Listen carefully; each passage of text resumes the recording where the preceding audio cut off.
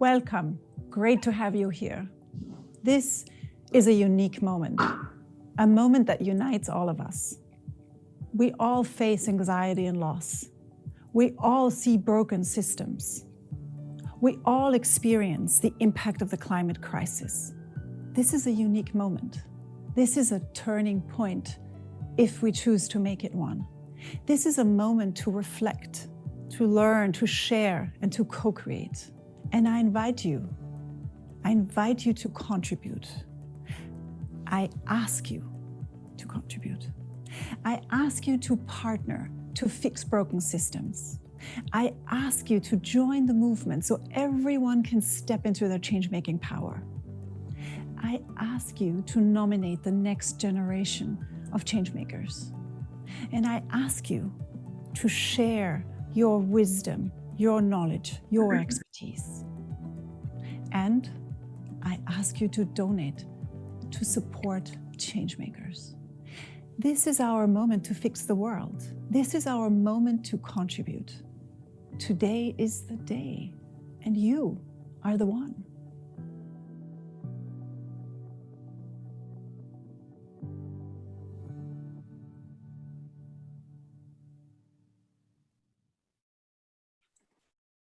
Welcome, everybody. My name is Pip Wheaton, and I'm the European Venture Director at Ashoka, which means that I'm part of the team that finds the incredible Ashoka Fellows across Europe. In addition, I'm also the co-lead for a new team, Ashoka's Next Now Planet and Climate. I'm going to be your facilitator for this session, and we are thrilled to have you join the Ashoka Changemaker Summit on rediscovering certainty, where we will be exploring and reflecting on universal truths that we can hold on to at a time of unprecedented change. We believe that certainty is not obsolete, but overlooked, and we want to embark, together with all of you, on a journey towards certainty, driven by solutions to the most pressing social issues of our time. And that's why I am very pleased to be spending the next 55 minutes with you all to explore something that is vital to our survival as a species, as well as being central to our cultures all around the world. And that thing is food. Food is one of the issues that interlinks with so many other issues: food and health, food and livelihoods, food and climate, food and national security.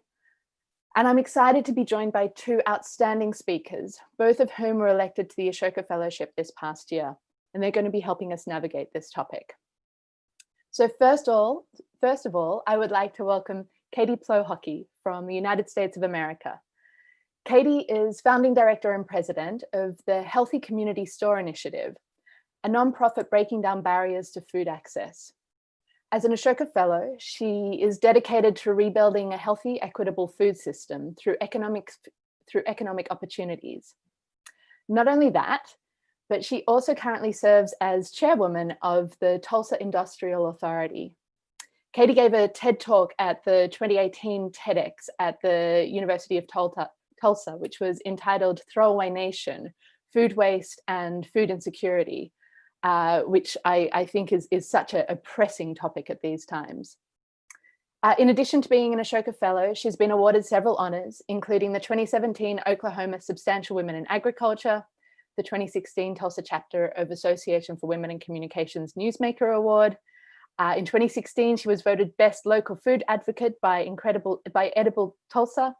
And in 2015, Tulsa Metropolitan Ministry Point of Light recipient, and in 2014, the Tulsa World's 10 Top People to Watch. Katie earned her MBA from the University of Phoenix in 2004, and she previously chaired the Tulsa Food Security Council for 8 years. So please welcome Katie, however you are welcoming people in this virtual conference. I'm hearing lots of cheers from all around the world. This is brilliant. So our second welcome is to Stefan Gigande from France. Stefan is a software engineer who spent the last 2 decades creating collaborative projects that empower people. And if anybody has actually been working on collaboration, you'll know that it's much easier said than done. In 2012, he started Open Food Facts, a nonprofit project to create a Wikipedia of food products so that everyone could make better food choices. As Open Food Facts multiplied its impact on the food system year after year, Stefan started to work full-time on it in 2018, and quickly thereafter became an Ashoka Fellow just this year.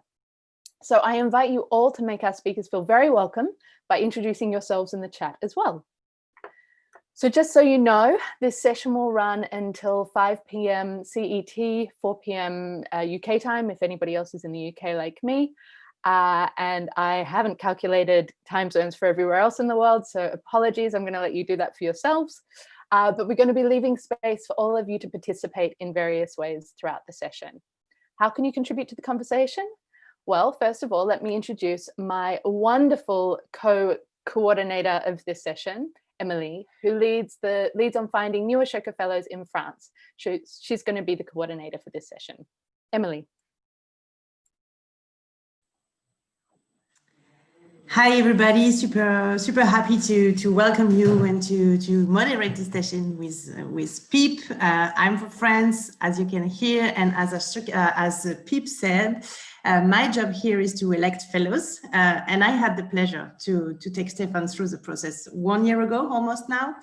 My role today is to ensure you guys get the most out of this time with our speakers, by coordinating the whole technical aspects of it and manage the live discussion you can see on the right of the screen. And you'll see there are different tabs. The first is the chat. So please feel free to mention who you are, where you're joining us from, and all along the discussion, please share your comments, reactions, enthusiasm, thoughts to make sure we live this collective moment together. And the second tab is for questions. So please, if you have specific questions, and I'm sure you will, write it down here so I can see them and make sure they are related to Katie and Pip and Stefan, and to be sure they will be able to answer to you. We won't use the third tab, so I won't spend time on it. And before handing over to Pip, Katie, and Stefan, I would like to take a couple of minutes to sense the diversity and richness of this group. And I ask you to click on the link I'm just putting on the chat. I'm doing it right now. Just 1 second. You know. And put it in the chat here and in the questions, then it will be easier for you. So please just click on the link and you'll just have to answer one simple question, which is, when you hear about food system, what is the first thing that comes to mind? And once it is done, please come back to us and observe the beautiful word cloud shaping. And I'm going to share my screen right now to share it with you.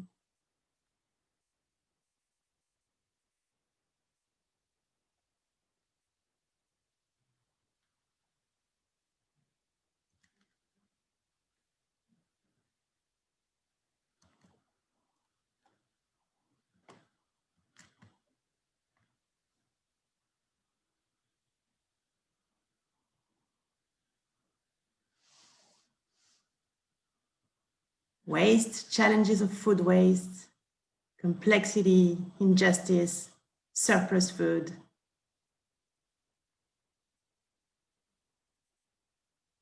Farm.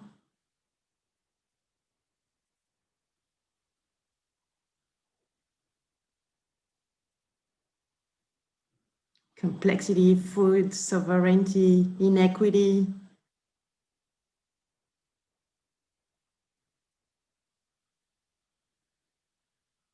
And the biggest the word is, means that you are a lot of you has written down. So for waste, for example, I guess you are many having written that. Need for change, inequity.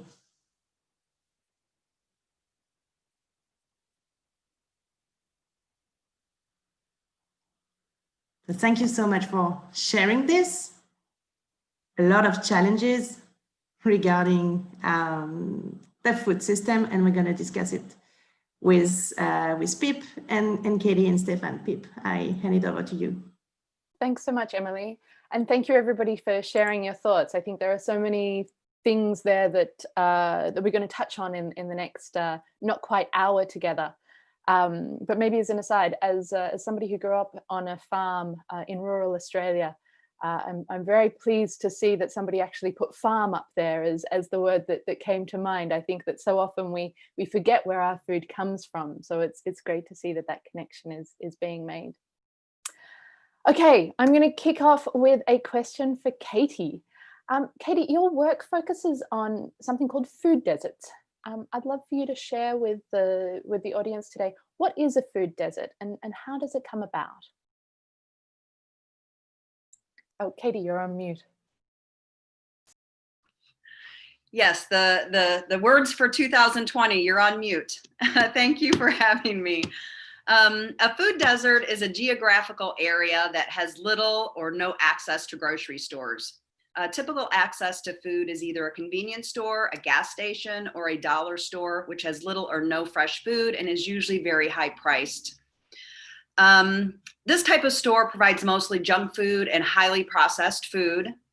The other choice for food in a food desert is typically fast food. We call it a fast food oasis. There's lots of fast food establishments around, and they serve food high in calories, fat, sugar, and salt, and also is very convenient and affordable, so people use that source of food.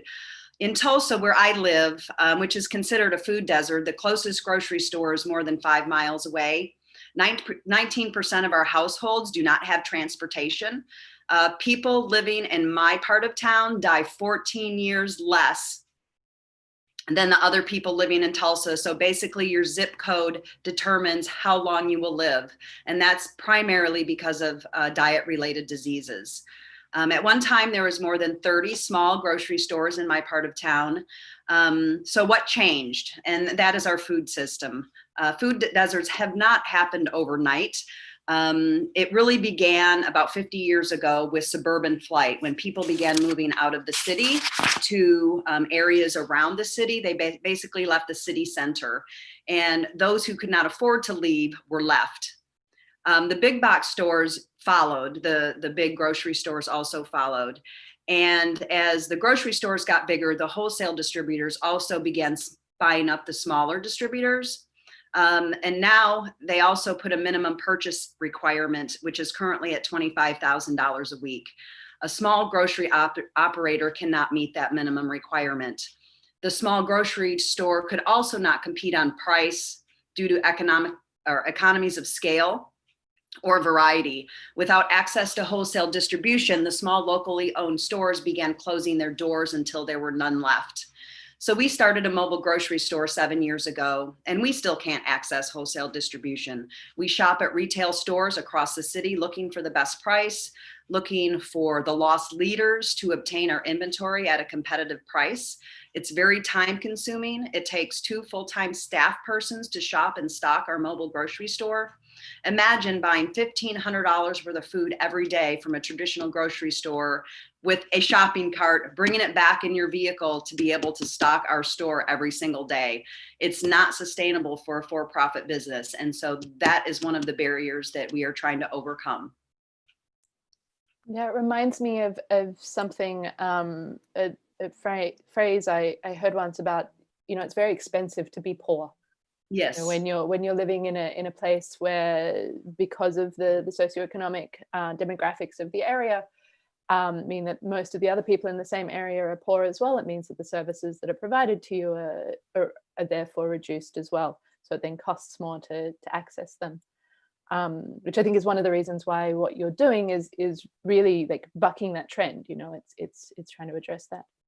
So obviously this phenomenon that you're describing impacts on people's lives in all sorts of ways. You said that the life expectancy is 14 years lower in your particular area. What are some of the other ways that this plays out? What's the lived experience of this?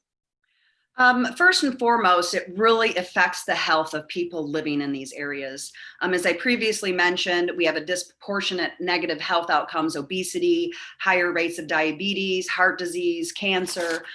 Without personal transportation, it takes 4 hours round trip to get to the store. And you can only purchase what you can carry. This impacts your ability to get to a traditional store more often. And so people tend to maybe only go once a month to the regular store, and still fresh produce, which we should be eating, will not, it's not stable. So you can only buy so much. And then if you're using these gas stations to buy the food the rest of the month, you're eating very little fresh food. Without access to fresh fruits and vegetables, again, this has a negative outcome on health. The model that we've developed is a hub and spoke model, whereby we act as a food distributor by combining small store format inventories to meet the minimum purchasing requirements of wholesale distributors. We have built a local agricultural stream to be able to purchase fresh food locally, to help build the farmers' capacities by providing more outlets for them to sell their product to, instead of just a typical farmers market once a week. By creating Farmers Collective, we can coordinate variety and quantity of produce needed, as well as provide cold storage, packaging, and distribution of their product. We're also launching a Color Me Healthy CSA program for local healthcare systems for food as medicine. By breaking down the barrier of the wholesale distribution problem and the missing infrastructure for the farmers, we're now creating economic opportunities for residents living in food deserts to bring back small neighborhood formats, as well as on-ramps for value-added processing.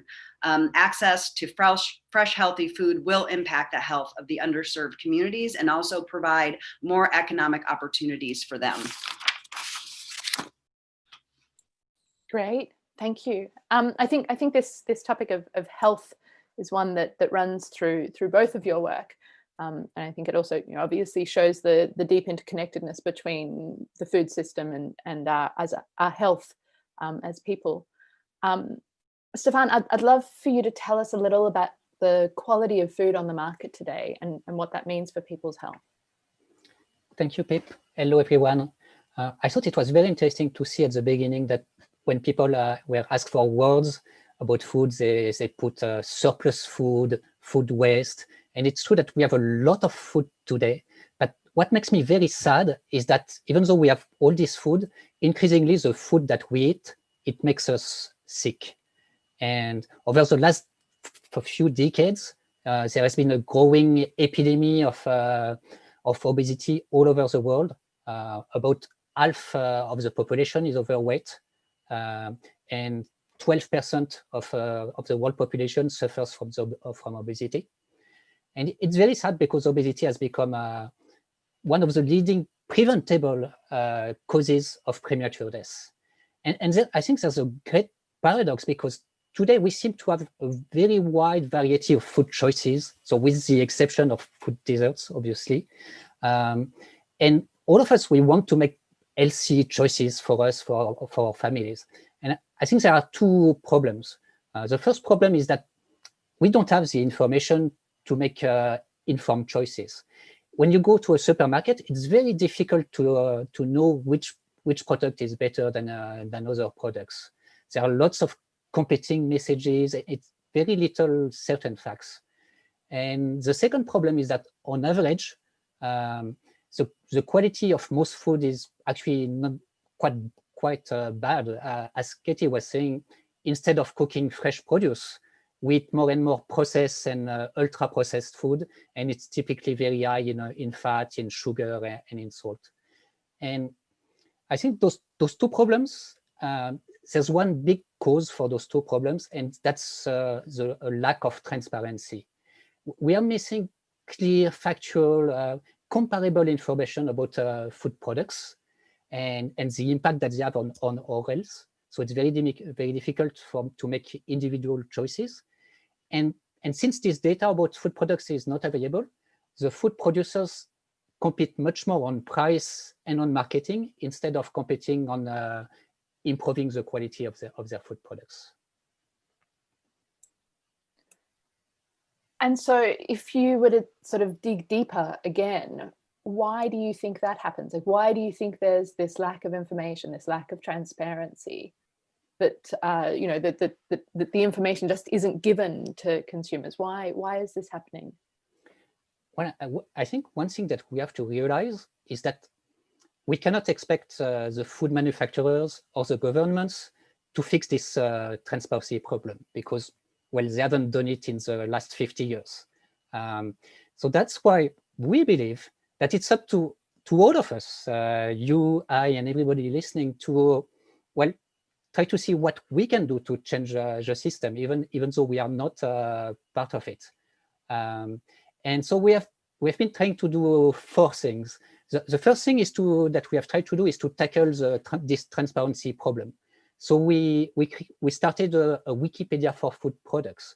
It's a big database of food products, and it works in a very simple way. We have the Open Food Facts mobile application, and you can scan the barcodes of food products and take pictures of ingredients, nutrition facts, and all that goes into a big database that we share to everyone. And so we started in 2012, and now we have tens of thousands of volunteers, and together we have added 1.5 million products from all over the world. The second thing we are doing is to turn this product data into meaningful and actionable information. I'm not sure if you are going to see that, but so that's a yogurt. And there's a lot of information on a yogurt. There's a nutrition facts table, for instance. Absolutely nobody looks at nutrition facts to compare products. But what we do is that we turn those nutrition facts into those A to E grades that tells you what is the nutritional quality of this product. It's something called the Nutri-Score that was invented by some French scientists. And when we heard about that Nutri-Score, we thought, wow, that's a great idea. So we contacted the research team that did it. And now we compute this Nutri-Score for all the products all over the world. And one thing that we are very happy about is that it's not only something that is available in an application on a website. Now it's printed on food products. So it's available to everyone. And everybody can use it to make meaningful, more informed food choices. The third thing that we did is to try to encourage food producers to be more transparent, but also to improve their product. So one thing that we created is a free platform for producers.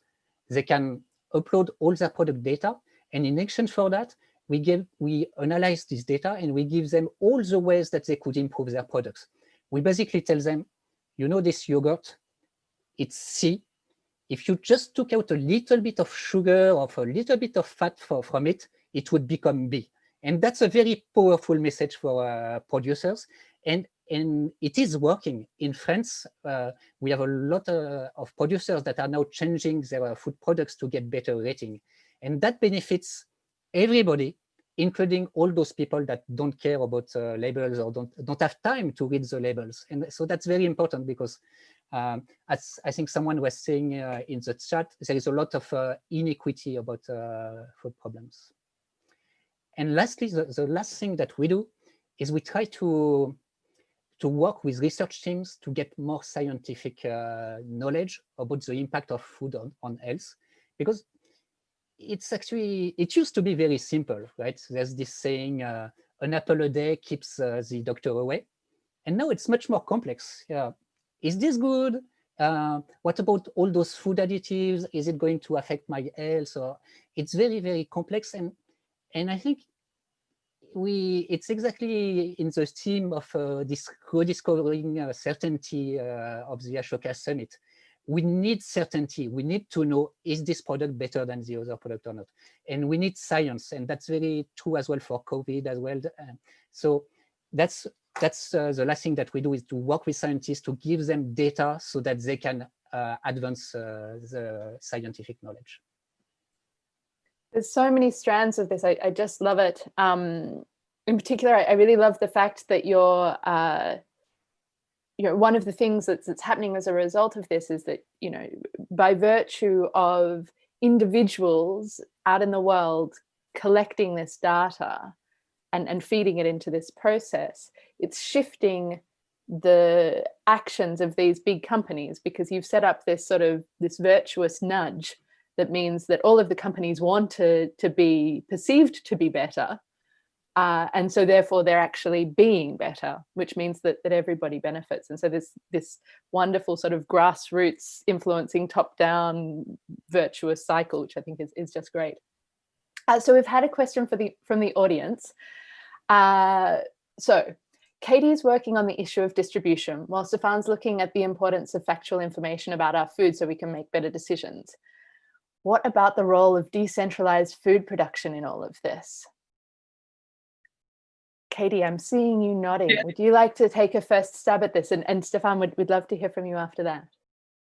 Yes, I think that's at the core of what we're trying to do, is decentralize all of this. For us, we're starting small in our local area, but being able to create our own food system very locally without having to rely on a big central food system. And I was going to talk about this a little bit later, but with COVID, we saw the food system break down very quickly, and there was literally no food on the shelves. And so if we had a less centralized food system and relied more on our local farmers and our local processors, then we would be able to respond to that much quicker. Stefan, do you have anything that you'd like to add to that? One thing I wanted to add is that I very much agree that we need more decentralization. And I think this transparency that we build can very much help the small producers, because we can give visibility to the producers that do the good things, that have the best, that have better practices. And we can also provide them with tools, like research tools on how to get, for instance, a better nutritional quality for their products that only large companies have access to, because right now they need to pay for it. So, and we are providing them for free in the hope that they will actually improve the quality of their products. We've got another question as well. How can society build nutritional literacy in regions that have normalized the consumption of fast food and processed foods? In your experience, what's the most overlooked aspect of nutrition? Jump in, whoever would like to go first. I mean, these are all very easy questions, you know, they're just very simple. Our audience is clearly very smart. Thank you for these great challenging questions. Yeah, I guess nutrition is simple, but it is difficult as well. What we try to do with some of our folks that, they sometimes don't even know where the food comes from, because they do eat a lot of fast food and processed foods. For me, it's on the simplest terms is eating the rainbow. Color, if you eat a lot of different colors, then you're going to get better nutrition. Eat non-processed foods, eat lots of colors, and your health will be better. A lot of people, it's with the fad diets and trying to calorie count and all of these different things can just be really time consuming, so people just don't do it. So to make it the easiest you can, and that's one of the things we're doing with the Color Me Healthy CSA, is just teaching people the nutritional value of different colors and just eating a variety of colors at every meal. And I think as well that education is very important, especially young people, because those young people are the ones that are going to push us to change. My daughters are pushing me to become a vegetarian, for instance, and to improve the literacy about nutrition, I think it's very important to show it. That's why something like this Nutri-Score is very powerful, because when I go in a supermarket and I take a product that is C, and just besides that, there's a product that is B, my 11-year-old son, he will tell me, why are you taking this B product? Because he's so used to grades in school. And it's exactly like that. When I go a little bit too fast in my car, just above the speed limit, he will tell me, and I will change. So that's I think is a way that we can improve the literacy, the nutrition literacy for everyone.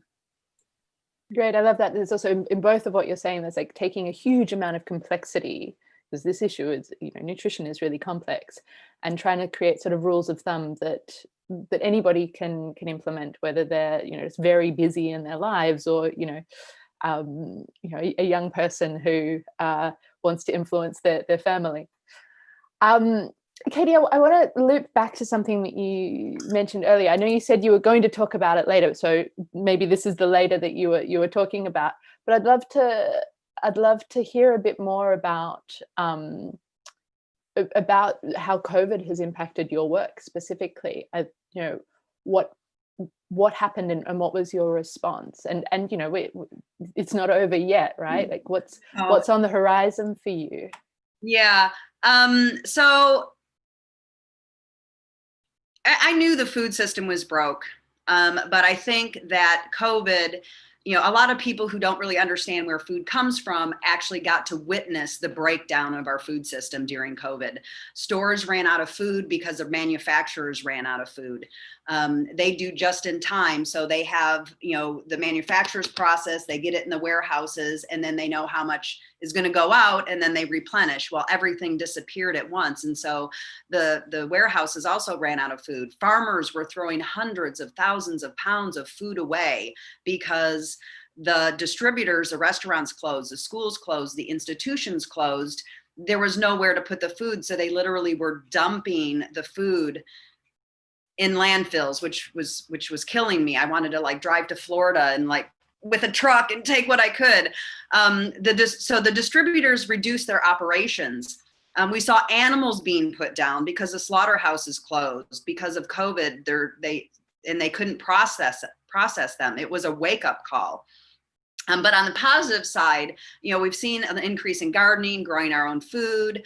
I've seen farmers and ranchers looking for better ways to operate and to find ways to sell locally instead of to out-of-state manufacturers. I've seen people reaching out to purposefully purchase from our local producers. I have seen an increase in awareness by our local governments who want to invest in local infrastructure, which in turn has a positive economic return on investment by creating businesses and jobs, as well as protecting our food supply chain. One of the things that we did is we started a COVID relief program, and we used some of the food distributors that normally would distribute to restaurants because we couldn't access the food how we traditionally do it through the grocery stores. And because they didn't have their normal clients, we quickly became their top customer in the state of Oklahoma as our little small nonprofit COVID relief program. And so, we've purchased to date about $1.3 million and have distributed that out into the community through distribution through our local churches. So we're packing grocery bags in our warehouse, and we feed about 1,100 households a week through this distribution. But we really need to change the food system. We need to circulate those dollars through locally owned grocery stores to be able to keep that money in our community, because it will impact the quality of life in these communities. So by really super hyper local and using smaller store formats, we have an opportunity to address food insecurity as well as increase economic opportunities. It's interesting, this issue of decentralization comes up again. And I think I mentioned earlier, one of my roles is that I'm co-lead of the Planet and Climate team at Ashoka, and we've been doing in-depth research with a number of our fellows all around the world, and this theme of decentralization comes up again and again. How do we increase resilience by making systems more decentralized? And obviously this is not just the food system, but lots of different ones. How do we empower communities by becoming more decentralized? So it's interesting that this design principle sort of seems to cut across multiple issues. Which is a nice way for me to segue into climate change, actually, because I think that the food is intricately connected to planetary health as well as human health, as we discussed earlier. So I'd love to hear from each of you about how you think about your work in the context of this broader climate or planet and climate lens. Stefan, would you like to go first? Sure. So the food system is making us sick, and it's making the planet sick as well. About 1/4 of the carbon emissions come from food and agriculture. And I think the problem is exactly the same than the one that we have for health. Everybody wants to do the right thing, make the best choices for the planet, but we have very little information and it's very difficult. Are my cookies good for the planet? I have no idea. It's not written on it anywhere. So to address this problem, we are collaborating with other organizations to create something that we are going to call the Eco Score. So the aim is to make something that is as simple as this Nutri-Score, but for the environmental impact. And so we are linking the Open Food Facts database with environmental impact databases. And we are trying to have a deep understanding of each ingredient in the ingredient list so that we can map to those environmental databases. And we just launched a new initiative to collect packaging data on all products from all over the world. So we ask people to take pictures of food products, of the bottom of food products as well, because they often have some teeny codes that will tell you what kind of plastic has been used for this yogurt pot, and that can then be used to determine whether you can recycle it or not, etc. So that's how we plan to address the problem of the negative impact of that food has on the environment. That's great. And just out of personal curiosity, but I'm sure that many others in the audience will have the same question. If I wanted to, just hypothetically speaking, I wanted to do that and to send you that information, how do I do so? Do I download an app? Do I go to your website? Why is it an hypothetical question? No, it's not. So if you want to help us, it would be very, very, very useful if you can install the Open Food Facts application and start scanning those barcodes. And we need pictures of basically everything on this food package, because everything has a teeny bit of information. For the packaging, for instance, we use the recycling instructions. That's very helpful to know what kind of packaging is used, what shape, material, etc. And so that's going to help us a lot. So Great. Please do, and especially if you live in another country than France, because right now we have 1.5 million products, and half of them are for France. So we need more products from all over the world. So please do install the application and take pictures of products. Thank you very much. And I was about to make some sort of, side remark saying that somebody will hopefully post in the chat the link to the app. But Stefan, you've already done that, so you're 3 steps ahead of me. Katie, I throw the question over to you. How do you think about your work in the context of climate? Well, the traditional food system contributes over 30% of all greenhouse gases. Between growing, processing, packaging, the transportation, sale, consumption, and the waste all contributes to this. Agriculture contributes to climate change, and climate change affects agricultural negatively. It's a lose-lose situation right now. So for me, creating a hyper-local system addresses climate change in many ways.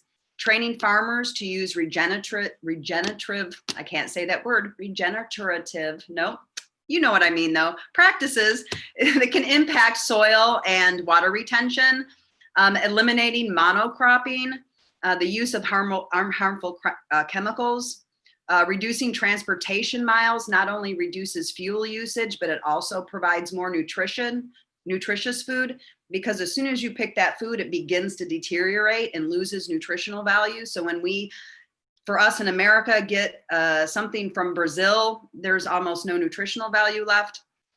Teaching consumers that food isn't supposed to look alike or perfect. It doesn't grow that way. All of it that doesn't look the same gets thrown away.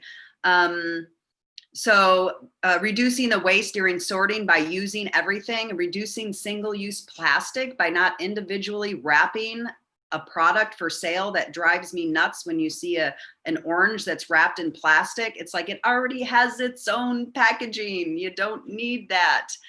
Or, you know, or a cucumber that's, you know, I don't get that. So using imperfect food or food that may be on edge, it still has nutritional value, but it may not look very good. It may be bruised. Using that to do value added processing. We do that with all of our waste. We have a zero waste policy. It either goes to our kitchen or it goes to our farm to be composted. So nothing goes into the landfill.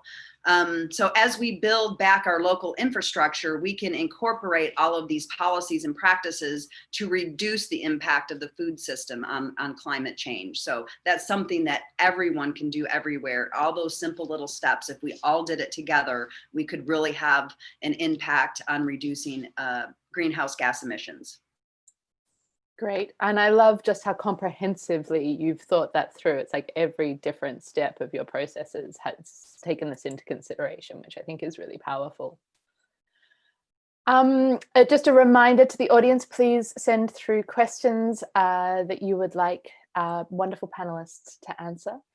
I will be scanning there in just a little bit. Okay, Stefan, over to you again. You mentioned earlier the statistics around obesity and other diseases that are caused or exacerbated by poor diet. And I think, you know, I think your figures were global even. You know, we have this global epidemic of these issues. How would you like to see your work fit into this broader system? So one thing I strongly believe is that if we want to fix global problems, we need global solutions. And so that's why everything we do, we try to do it for the world. So we create a single database for all products all over the world. We translate our application and our platform for producers in dozens of languages. But we also need cooperation, because Open Food Facts, it's a very small nonprofit. It's only 3 employees. And yet, while we only have 3 employees, we have a big impact, because we provide our database for free to everyone. It's something that is called open data. It's like open source for software. So everyone is free to reuse it for any purpose. And it works. We have more than 100 different reuses, applications, and services that use our data to help consumers to make more informed choices, or producers to improve their products. It's something that we call a common good, just like Wikipedia. Everybody can participate in it, and everybody can use it. And this has 2 big advantages. The first advantage, all the solutions don't have to come from a small team. They can come from any one of you, anyone in the world. And if you have an idea for a food app or service, for instance, you can use our data and build it very quickly and much in a much easier way than if you try to do it all by yourself. And the second advantage is that you can then scale those good solutions. The fact that we have this global database, if you build a service on top of it, then it can be deployed all over the world. And that's something that happened with the Nutri-Score. The Nutri-Score was started by a team of scientists in France, but now it's been adopted by 7 other European countries. And it's such a good idea that other countries adopt it. And so that's one big advantage of having open data and open source software, is that solutions can be spread globally. Great. We've got more questions coming in from the audience, but before I go to them, I've got one for you, Katie. Your approach is hyper-local by design, but I think that the way that you work is built on some powerful universal principles that transcend place. Can you tell us some of them?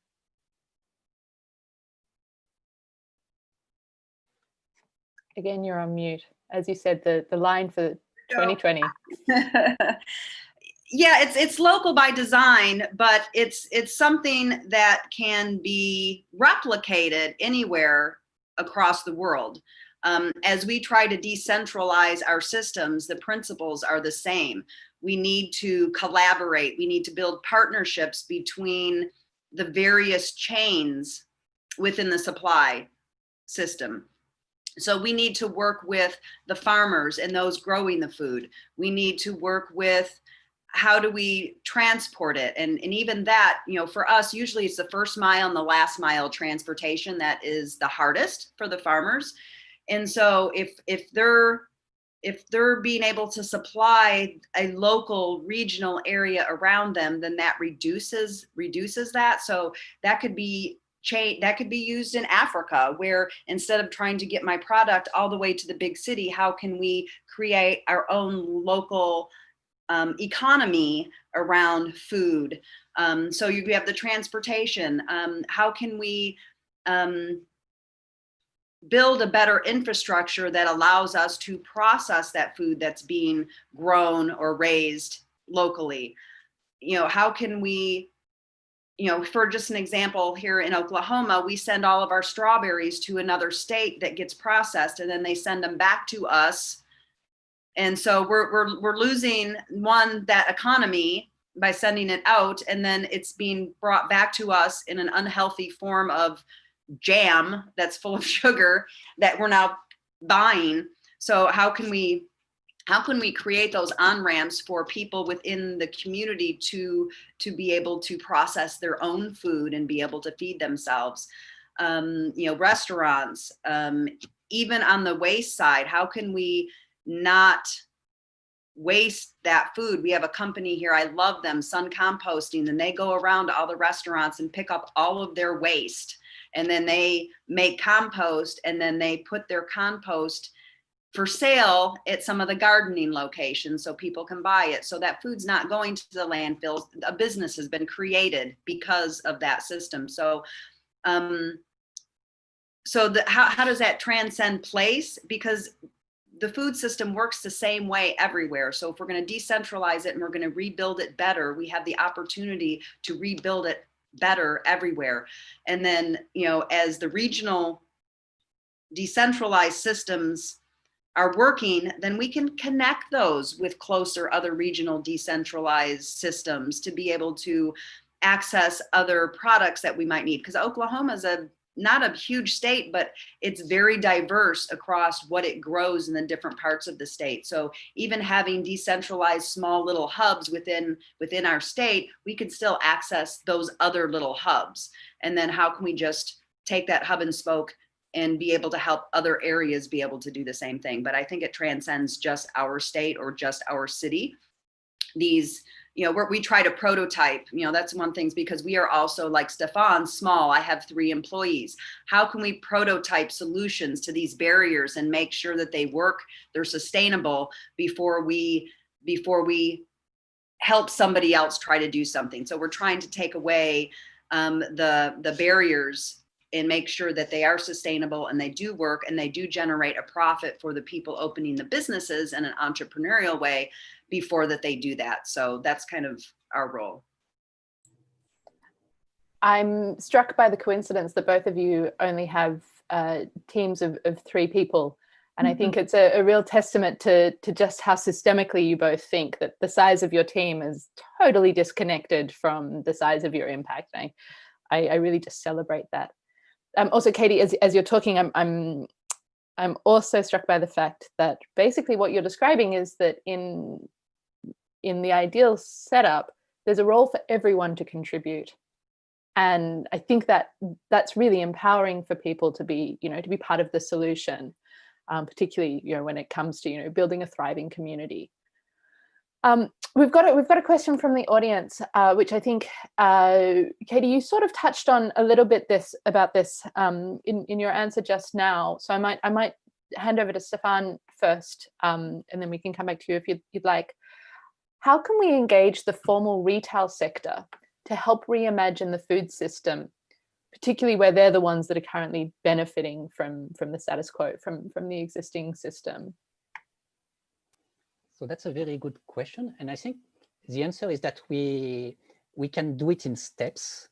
We don't have to work with all the actors of the food system. We can first work with the actors that the manufacturers that are motivated to change.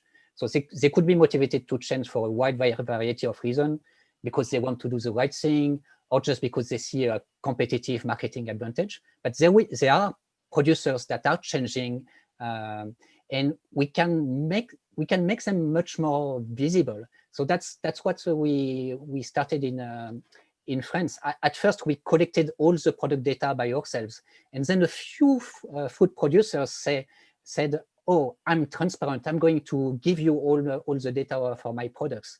And that the same thing happened with the Nutri-Score as well.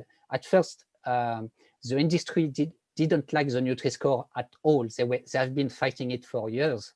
And then one producer adapted it, a second one, and it had a snowball effect. And now even the major food producers that were completely against it are for it. So I think that's how we're going to change the system. We're going to do it in steps, one producer at a time, until we reach the tipping point where the best practices become the norm. It's a great answer. I was actually going to go over to you, Katie, for a follow-up on that question, but actually there's a better one that's come through from the audience. I'm sorry, because we're running out of time, I want to give priority to this one, because it's one that's very close to my heart.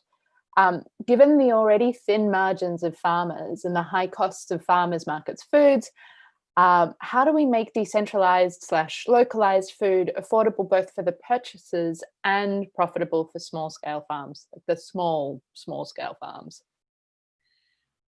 That is the question, the number one question. I also have a farm, and so I understand the small margins and the high cost of farmers markets. This is one of the reasons that we've been working very closely with some of the other small farms in the area, some of the new young farmers that are coming in, by creating a collective with those farmers, because I have, as we continue to grow our micro grocery store model, we need more and more food. So how can we work together as farmers by coordinating what we're growing? So we're making sure we're meeting the needs of what my stores need. So not everybody's growing tomatoes. We have some variety, or maybe I need 100,000 pounds of tomatoes, so each farmer can grow a little bit of that. But I also see the collective being able to pull together and order their inputs together. So economies of scale again. So how many seeds do we all need? How much compost do we all need? What do we need that we can go purchase larger amounts for smaller amounts? The other thing is being able to share equipment.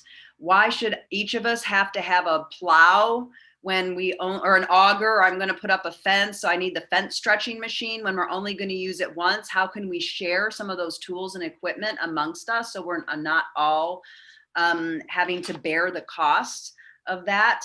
And then there's also, we've been working with just even doing volunteer, having volunteers. When we go out and harvest food from some of the farmers that, the season's going to end, or there's a weather event and it's going to go bad, there's the first frost going to happen, we take volunteers out and we pull all that food off the field at once, and then make sure that it goes into the school systems. We did that where the green beans were going to be frozen, and so we pulled them all off, had 400 pounds, got them back into Cooking for Health kids program, and they went to some schools. So we need to work together collectively to be able to reduce the cost of farming. And then we need to be able to also we need to educate consumers here in America, especially because a lot of our food is commodity crops that's subsidized by the government. The government needs to start subsidizing specialty crops, fruits and produce, that's good food for people. So we need to work at a government level. We need people to understand how much it costs for the farmers to grow that. There is a cost there. Food's not free, it's expensive. We need to start paying that cost, but I think we can reduce that. Farmers markets are expensive. By the time you grow the food, you pack the food, you get there, you drive there. A lot of our farmers are 50 miles away. You stay there all day, you sell. Then what doesn't sell ends up probably being thrown away or wasted. There's lots of room for growing wholesale locally versus just farmers markets. It typically costs a farmers market about $1.2 million to run a farmers market on an annual basis. That's ridiculous. So how can we better, how can the farmer come drop off the produce to me? We can store it. We can get it to the small little stores. We can get it to the restaurants. The restaurants can come pick up from us. There's ways to reduce that cost while still paying the farmer a living wage. The farmer has to make a living wage. I couldn't agree more. Okay, I had a closing question for each of you, but it has been trumped by one from the audience. So I'm going to ask each of you to, as your closing remarks, respond to this really beautiful question. How can we regain our emotional connection to food? Take it from a rational decision-making process for our health, for the environment, to an emotional memory-making process.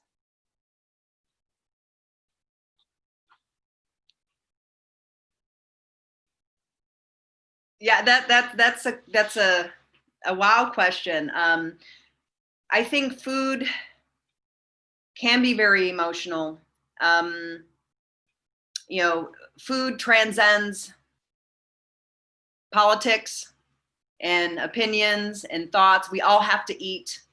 As the holidays come around, we have traditional foods that we eat, and that's emotional response that we do that with. I think the biggest way is eating together. I think we have lost that, where we're eating on the go, we're in the car running to work, we're running through a fast food restaurant. You come home to your family and the kids you make meal and they grab a plate and they go off to their computer. We need to sit down at the table and break bread together, whether it's with our family, whether it's with our neighbors, whether it's within our community. That's how we bring the emotional connection of food back into making quality of life better. I don't know. Beautiful answer. I love it. Stefan. So Katie had a very beautiful answer. I think, to me personally, what I love about food is cooking and sharing the result of what I cook with the people I love. And that's what I try to encourage everyone to do, to cook with fresh produce.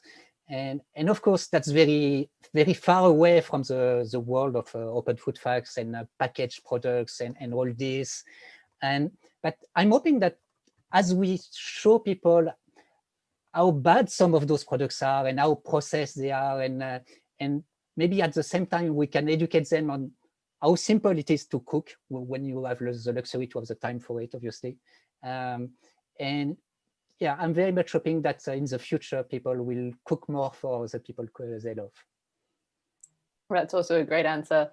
I'm going to share my answer as well, which is I think that it has something to do with remembering that we are nature, right? The food is nature, and it nourishes us, and that we're part of that whole system. Because for me, I think that there's something quite moving about that.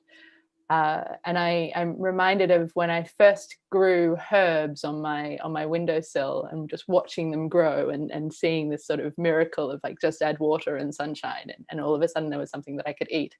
And I don't think that I don't think that we have enough opportunities to engage with the food creation process. So whether it's cooking or growing, I think we're losing that. So I think there's something about coming back to those basics. And on that note, I'm going to say thank you. Thank you to everybody. It's been a fascinating conversation. Thank you so much for our audience for your wonderful comments and questions. Thank you, Emily, for being our coordinator. And most of all, thank you for Katie and to Stefan.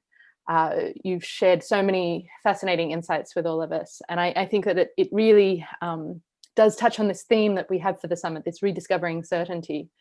Because no matter how our societies evolve, food will be one certainty that we can't live without. And I think when we come back to that final question, I think that shows, the certainty of the importance of human connection and of connection to the things that nourish us, I think are really powerful. So as we finish up, I invite everybody to continue the conversation, continue it in one of the chats. There's a Planet and Climate chat. Please continue to engage with the rest of the content of the conference. And as Marie said in our opening video, then please also figure out how it is that you want to contribute to this bigger moment, whether that's by being a change maker yourself or by working with others and supporting all of us on our work. Thank you so much, everybody.